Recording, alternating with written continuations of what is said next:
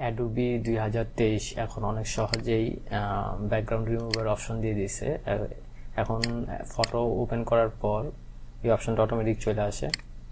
এখানে অনেকগুলো সেটিং আছে, এর ভিতরে জাস্ট আমি যদি চাই সাবজেক্টটাকে সিলেক্ট করতে, এটা প্রপারলি অনেকটা সিলেক্ট করে অনেকটা করে না, যে এখানে কিছু চুল বাকি রয়ে গেছে। কিন্তু আমি যদি ব্যাকগ্রাউন্ডটা রিমুভ দেই আর যদি রেজুলেশন ভালো থাকে তাহলে এটা পারফেক্টলি ব্যাকগ্রাউন্ড রিমুভ করতে পারে।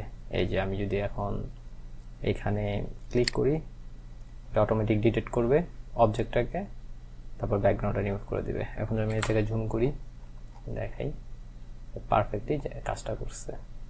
আমি যদি এখানেও দেখাই, পারফেক্ট কাজ করছে।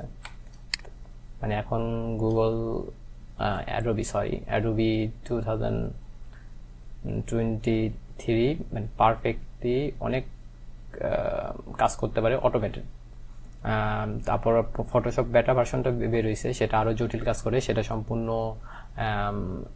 এআই এর মাধ্যমে কাজ করে, যেটা আসলে না দেখলে বোঝা যাবে না। সেটা নিয়ে পরে একটা ভিডিও বানাবো।